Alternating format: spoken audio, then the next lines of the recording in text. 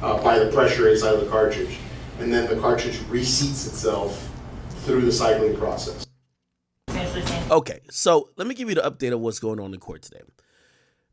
They started bringing some more people that were firearm experts and ballistics experts, because remember, they don't have nobody saying Melly pulled the trigger, but they need to prove that the gun got fired in that car that killed both guys, right? So how they eventually came up with all this was doing a whole bunch of tests, and they got to bring these experts that kind of, you know, gave their opinion to get Melly eventually indicted. They had to bring these guys to court. So let me skip. I'm gonna skip through this a little bit, but let's get to the interesting parts. I have the interesting part like written down too. Here we go. I'm sorry, Mr. Bell. Now, I think this guy's a firearm expert. I'm showing you for identification purposes only what's been marked as state Y. Do you recognize this piece of evidence? Yes, I do. How do you recognize this piece of evidence? Again, my initials and CCN numbers was the date that I began and finished the examination, and my initials on the stills. The large green sticker that's on there, is that placed on by the Broward Sheriff's Office Crime Lab? Yes. Is that the same sticker that is identifying all the work done in this case of 18-13127? Yes. Is it in the same or substantially same condition as once we finish analyzing the items in this package? Yes. You're at this time the state would request to state YYN is the next numbered exhibit. No objection. It'll be. Okay, I'm gonna skip a little bit. Yes, it did. And what was that? It was a Prop 2 30.8. in G63. Okay. The second group that you Examine live ammunition to determine whether or not it was cycled through a firearm. And so sometimes we examine things that don't have a firing pin impression at all because they weren't fired. Okay, I'm gonna get to, you know, this could be boring. You could tell Melly seems like he's actually laboring through this thing. Look like he's about to fall asleep damn near. But they got to go through these testimonies of these guys who are pretty much. This guy's talking about firearms. I think he even gets into the whole thing about the recoil to do with the spent shell. You know, well, not recoil, but how the firing pin impacts with the casing of the bullet, and how the spent shell gets ejected, and how they could kind of tell whatever. Like it was kind of like, it's really detailed, and you'll see some shit here. Look. Yes. So if any association were made after, which can happen if a firearm comes in at a later date and gets testified and put in, it can link to this particular case. Up until now, that hasn't happened. okay. No further questions at this time, Your Honor. Basically, they say they can't find his gun. Okay? They don't know where the gun is. Right? Let me see that. What we're talking about is being able to tell where the muzzle was, so you in essence would be able to tell where the shooter. Correct. Okay. By the way, I think this is a prop gun, by the way. So, one of the things they're going to start grilling this guy about, because remember, this is a car. We have Melly in the back passenger side. I got to make sure. Wait, this is... Okay. All right. So, this is the car. The driver is here, right? The driver is here. The Melly's here. And the other two guys are over here.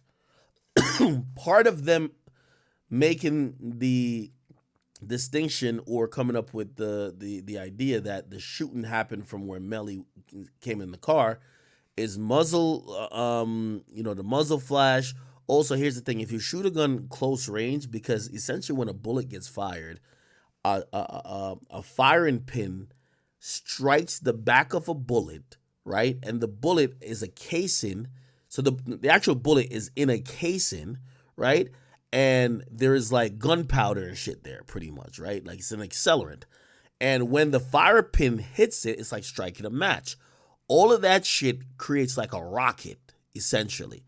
So the bullet flies out the chamber, and the spent shell, which is the shell that had all the shit to like launch the bullet, it comes out of an ejector port.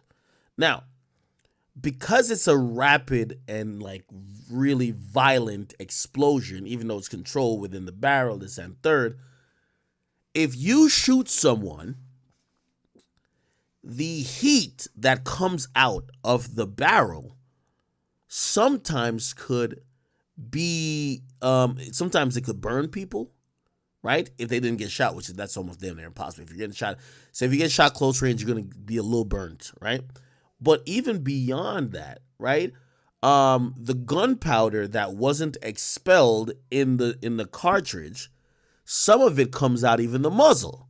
So essentially, when you're thinking about just science, if somebody's shooting here, gunpowder is gonna kind of erupt because the ejector port is here. It's gonna erupt on the person, but it's also gonna be in that vicinity. So basically, they're triangulating to see what the fuck, based on the muzzle flash and based on like where, you know, the GSR report, which is the gun residue report, says shit is at.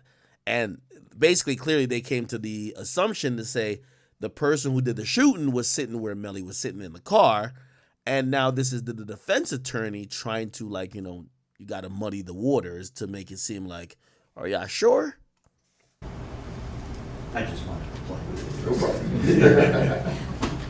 problem. Okay.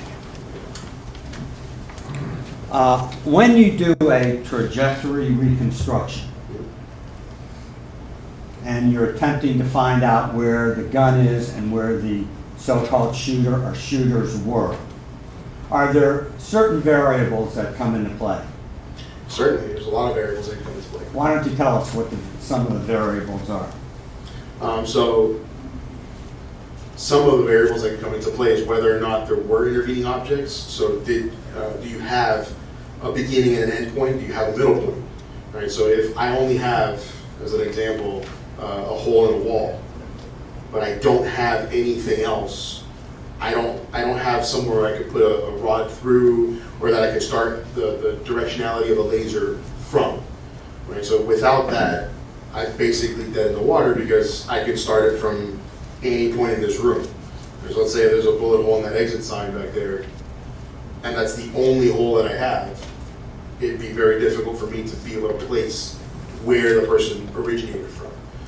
Okay, so this is kind of like the ballistics guy who's he's in charge of kind of like trying to map where the bullets went from type shit. Now, if an object is, let's say, 3-dimensional, not 2-dimensional, and the bullet travels through that object, then you can pass the rod through and then find a directionality.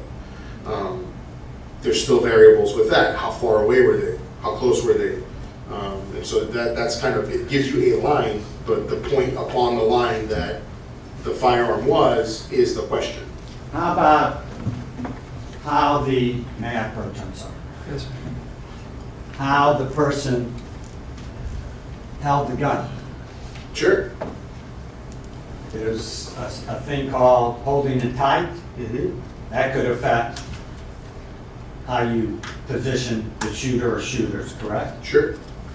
If he holds it upside down or sideways, The origin point should technically still be the same, Okay. technically speaking. okay. How about, we said tight, how about if he holds it very loose? If you limp wrists, as we would call it. What's that term? Limp wristing. You're way Yes. above me. Limp wrist. Yeah, so normally when you're firing a firearm, you want to try to cradle the weight of the firearm, and that's usually in your wrist. Limp wristing is just you're letting your wrist kind of rock with the firearm. And so while the origin point may be similar, the trajectory of the projectile leaving the barrel may be different. I'm sorry, I didn't mean to interrupt you. Go ahead. How about the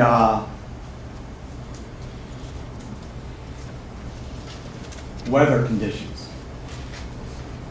So as far as trajectory is concerned, it can play a role over significant distance. So whether, I'm sure most of us have heard or seen stories of people making sniper shots at a mile or a quarter mile or 3/4 of a mile. When you're shooting at distances like that, you have to take into account weather, wind. You actually have to take into account the rotation of the earth. So that People who can shoot out at that distance are exceptionally rare, but to be accurate at those distances, you have to be able to mitigate for gravity, wind, and for the spinning of the earth. So those are factors that can play a role in significant distance. If we're talking about a distance of 2 feet or 3 feet, then the weather's going to play a much less significant role. How about the object that the projectile hits? Yes, I can certainly. Like glass? Right, so whether it's glass, and the type of glass plays a role. Is it impact glass? Is it tempered glass? Is it standard glass? So all of these things can play a role. Is it a thicker pane of glass? Is it bulletproof glass? Is it soundproof glass? So I mean, there's a lot of different variabilities. And then obviously the thickness of that glass plays a role. The thicker the glass is, the more likely that the projectile is going to be significantly damaged and change its flight after it leaves that glass. Also, the angle of impact where it hits the glass can change after it travels through. But you might have a projectile that's traveling straight at glass, and then after it passes through the projectile, through the glass, it can travel downward, it can travel upwards. It all depends on the angles of the glass and the angle that the projectile was. Okay, we're gonna skip a little bit, Chad. We're not gonna sit through the whole thing. This is 4 hours. James Morano. Okay. There, you just remain standing for a bit, you put the things down. Remain standing. Let's see who this is. Do you solemnly swear or affirm the testimony you shall give in this case shall be the truth, the whole truth, and nothing but the truth? Please state your full legal name for the record. James Morano, Please spell your first and last name for the court. James Marano. Thank you, sir. Please have a seat. Mr. Morano, that microphone in front of you, adjust up or down, but does not move back and forth. Thank you. Are you ready to proceed? Yes. Counsel, you may. Thank you, Your Honor. Good afternoon. Good afternoon. Can you introduce yourself to the members of the jury and tell them where you're employed? My name is James Morano. I'm a senior crime laboratory analyst with the Florida Department of Law Enforcement in Orlando, Florida. And how long have you been employed by the, we'll call it FDL? Okay, so this is a lab guy. I'm guessing he's probably coming with. Let's see. So I can say that one did not come from a window. So they're basically testing like the windows and shit like that. Essentially, what they're trying to do with this is saying, remember, apparently there is a place where they claim Melly shot the 2 guys, but then Melly brought the 2 guys to another spot to stage the drive-by. So after they found it, that wasn't truthful with what Bortland told them. So now they're basically saying they got to prove, like in court, like, hey, listen, we know it was we found glass at this other location, which we think they staged the drive-by. We have GPS shit that says they were there, and also we found glass that was there that was consistent with the glass that was broken in the vehicle, right? So it's kind of like easy math type shit. And But they got to use these experts. Melly chilling. Okay.